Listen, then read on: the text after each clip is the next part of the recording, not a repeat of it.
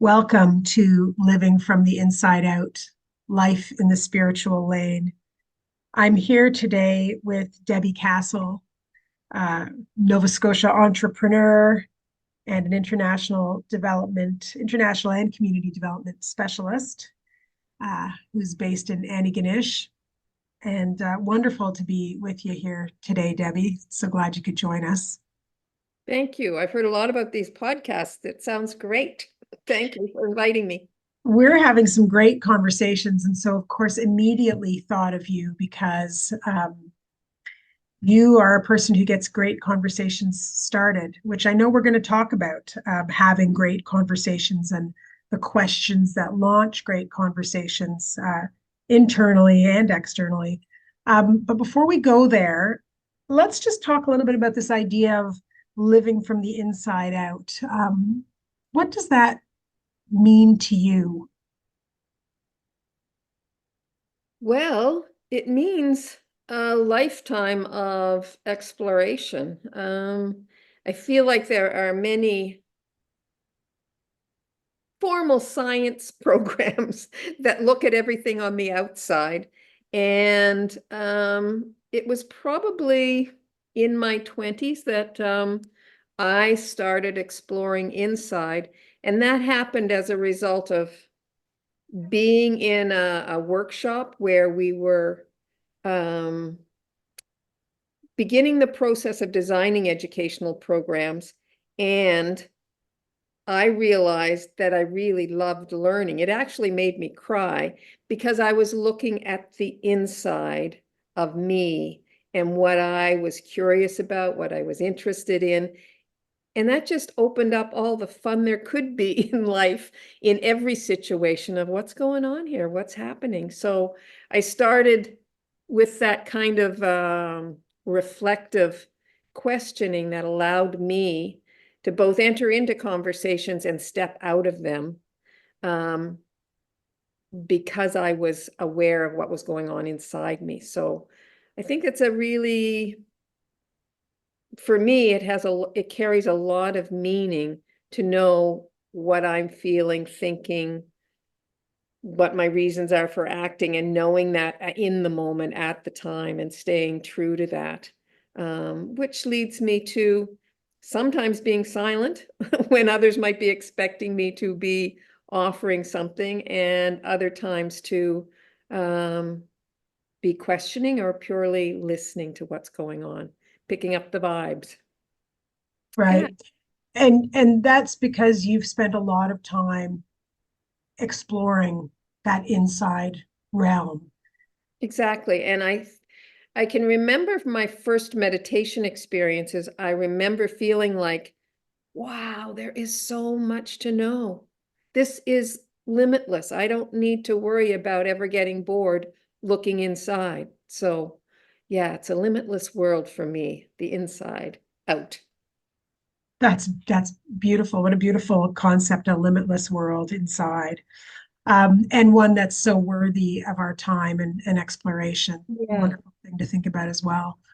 So our topic is about the power of good questions. It seems really fitting given what you just said about this internal exploration.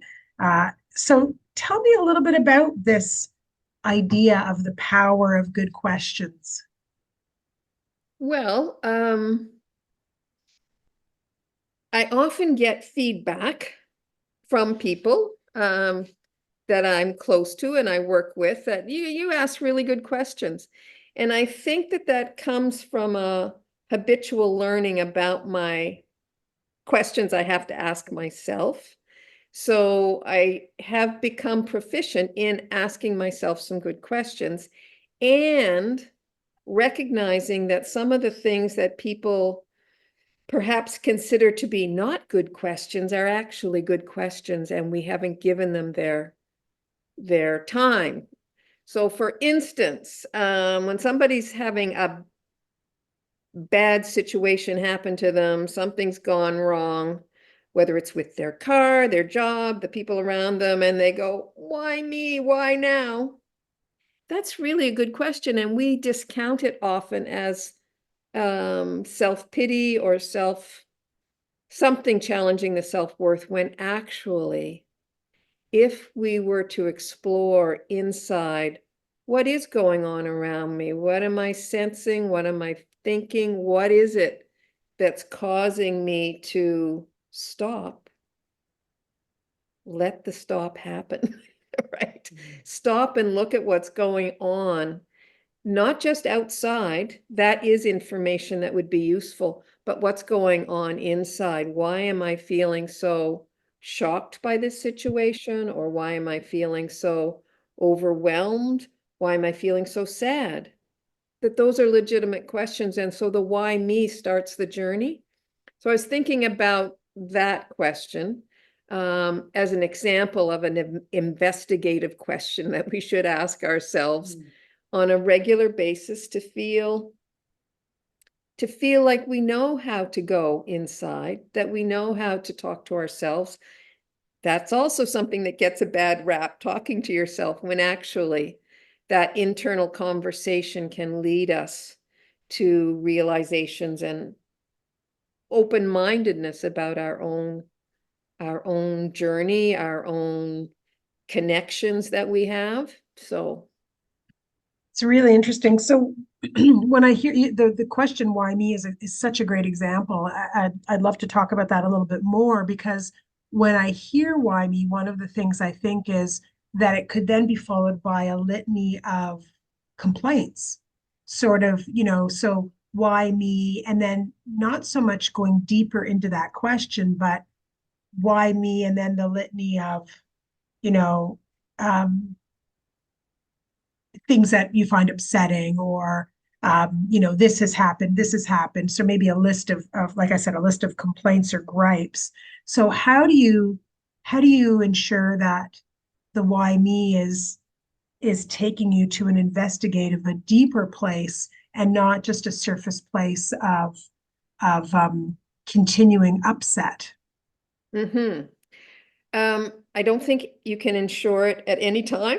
Right. Maybe it's mixed in. Overwhelming can happen, but I do believe that if I understand that there's something happening here that I can learn from, which when I told you my first story, that I fell in love with learning. I think it's a wonderful thing that that question triggers, what can I learn from this? And what can I learn from this can expose some other things. I think one of the things that the why me I've begun working with is that often people, especially in a social situation, will say, why did God let that happen to me? Why am I being punished or blamed? And people start blaming God. And so my other great question that I'm asking myself and other people these days is about, what is my relationship with the divine? In these situations, what's going on? What's my relationship? How's it going? That I could learn something from this and explore a relationship and ask those same questions to God and stop and listen. So asking them to other people, I get a lot of different ideas, but if I stay silent, there may be nothing that gets said or nothing that comes out. That's fine if I can live with that. The silence may be an indication of, don't do anything, just be for a little while. Or it may be that I have to listen harder to either hear my own voice or the voice of, I'll say, the divine. But that's a really rich source of illumination, of a little light that comes on about, well, it may be happening because there's some things about self-judgment that you might want to look at right now. Mm-hmm. You're okay, carry on. Carry on in the conversation with yourself. So I think about those kind of questions. As I've mentioned reflective, I've mentioned investigative, but there's also a kind of generative question we can ask ourselves. that helps us create newness, which are the kinds of questions like, well, what could I do instead? And if I wanted a new way of thinking, what would that be? And I was just with a group yesterday in Egypt, and we had spent a lot of time together working on shifting from teaching to learning. And when I asked, well, what's been the benefit? It's been, 3 months since we were together. And the number of people who talked about, I think differently now. It just happened when we were together, and I'm thinking differently. And therefore, that leads me to whole new ways of talking to people in the community and whole new ways of being. And yeah, back to the thinking, it allows me to think differently. So the generative questions that push my thinking beyond what I usually do, to asking myself, what would be more beneficial for me and the other people around right now? And when I ask myself that, stop and listen, either for my own voice or a higher voice, to give me some guidance. If nothing comes, stay silent. But that listening component to that. So that's another kind of powerful questioning that I think really helps us. I really like the sort of, the touchstone that you've put out there around questioning, and that's, there's something I can learn from this. There's something I can learn from this situation. And so I feel like that's a sort of stopgap measure for the why me, veering off into maybe even self-critical. It could be self-critical thinking or, negative thinking, and keeps an air, I feel, of curiosity in what you're saying. I'm curious. Why me? Why is this happening to me? What can I learn from what's happening here? So just again, because I really like that you've given us 3 different questions. Reflective, give me a little thumbnail. So reflective again would be anytime that I spend some time asking what happened there, what was I feeling at the time? So I push myself a little bit into take a step back and experience what was there. So reflecting back on a situation to bring right. to especially if I've been confronted with the situation before and I have acted the same way, what is it? If I can go back and identify, and I always do that, well, let me then go into the generative.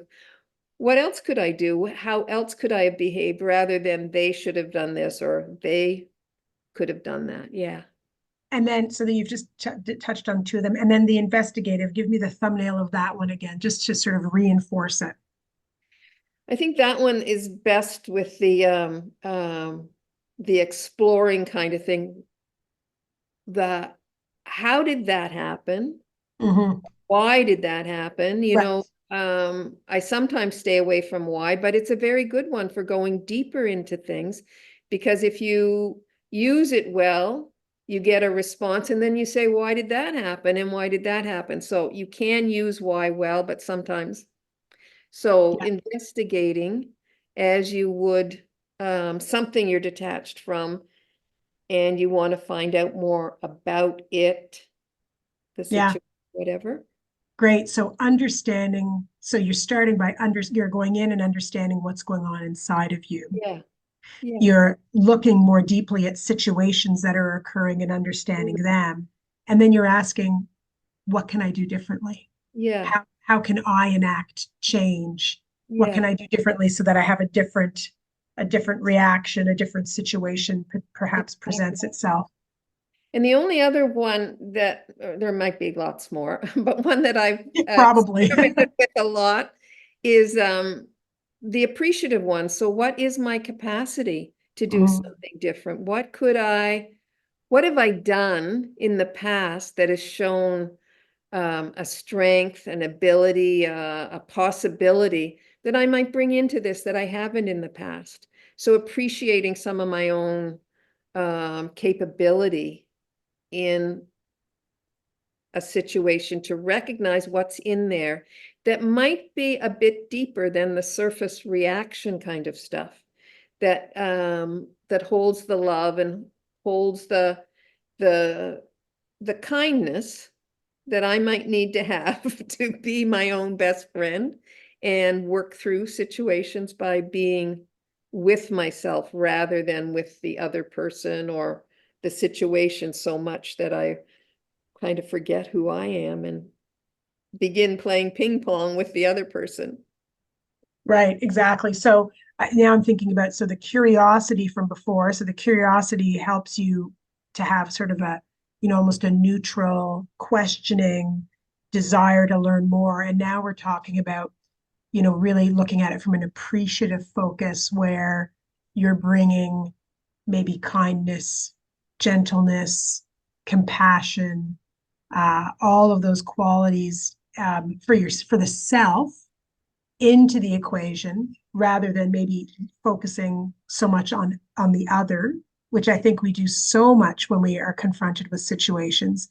It's about the other person, it's about managing that. So it's still that internal focus, but with an appreciative lens. Mhm. And you use the preface, bringing those qualities, uh, values into, and I think it's bringing them out from, out from Mm, inside. And that's one of the things that I've really appreciated about the meditation practice we have.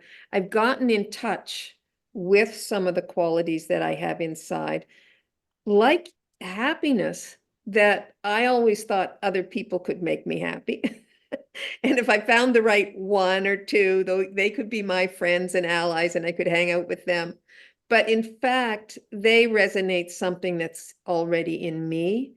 And learning more about that through a meditative practice is so helpful in grounding ourselves in an inside look at ourselves that is about virtues and values that are working for me. They're not out there that I have to go shopping for and find. mhm. Yeah. So, yeah. Yeah, another great example of inside. It's an inside job all the way through. Yeah. So I mean, this is great because I feel like you've given a really good framework for the power of good questions and how they can have an impact on spiritual growth.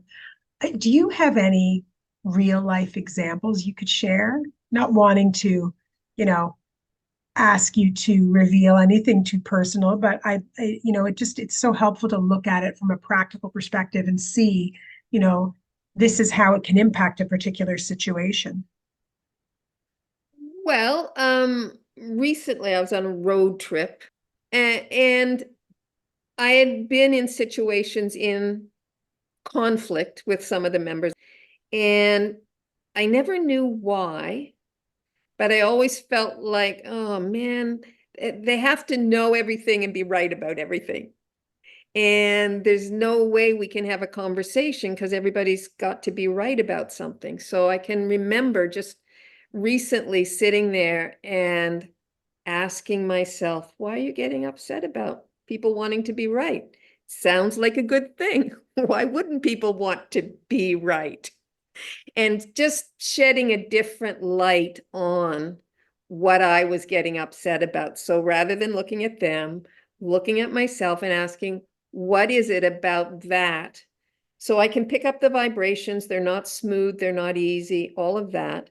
But in the context, I went inside, and that led me to be much more silent during our times together. I could recognize what was going on, but I could also hear myself say, it's okay. It's okay if they want to be right. They don't need to be straightened out, and you need to stay cool and calm and be a part of the atmosphere where they feel it's okay. So there's something in that about asking myself why and what could I do differently, and the being quiet for a while instead of thinking I have to be a good guest and join in this conversation and add my 2 cents. And Yeah. Or do the other opportunity, which is, like you said, to straighten things out. yeah, I'm going to make sure that they Yeah, know that they don't have to be right all the time and that there's a right. better way of doing things, yeah, which is another option, which then creates conflict. Yeah. So I think that's one of the personal learnings from asking myself good questions, is that it keeps me on a path that I want to stay on, which is not about being right, but it's about being beneficial, helpful to myself, kind to myself, as well as to others. There's just not enough of that going around these days. So it's very helpful, I think. Yeah, wonderful. Well, you've given great examples of different types of questions we can ask ourselves to go deeper. I love it. Um, I have one other question for you, and this might be a difficult one, and that's, can you describe what makes a good question? Um, Not knowing the answer helps. Like, you create a question. If you already know the answer, then you're not being honest by asking a question. That's when you share information when you know. It also, I think, makes a good question if you are clear and concise about the internal gaze for the question, Mm, right? So even if I am exploring something with a group, if I don't know the answer to that question, then I need to be willing to ask myself the same question. If I'm asking a group or a friend or whatever a question that I'm not thinking about answering or willing to answering, I think you reduce the opportunities for learning, and you reduce the intimacy that you can create by asking questions that are for yourself and everybody. So there's something about a good question would have that quality of I don't know the answer. I'm asking myself as well as everybody else. And it's like everybody's an authority because we're working with our experience rather than some authoritative position. right. So it seems appropriate that I would ask you as we end this, can you leave us with a good question? Leave the listeners with a question that they may take away with them and go off and maybe do some automatic writing or some writing for themselves to help them go deeper and maybe explore a little bit of internal or spiritual growth. Okay. Well, I have to start it with a statement. Great. So I think some good exploration around, I love myself. What are all the things I love about myself today? Wow, that's an excellent place to stop this conversation and for us all to go off and start another one with ourselves. Deb, thanks so much for this. It's been absolutely enlightening. Thanks so much for your time. Thank you so much, Anne Marie. Great series.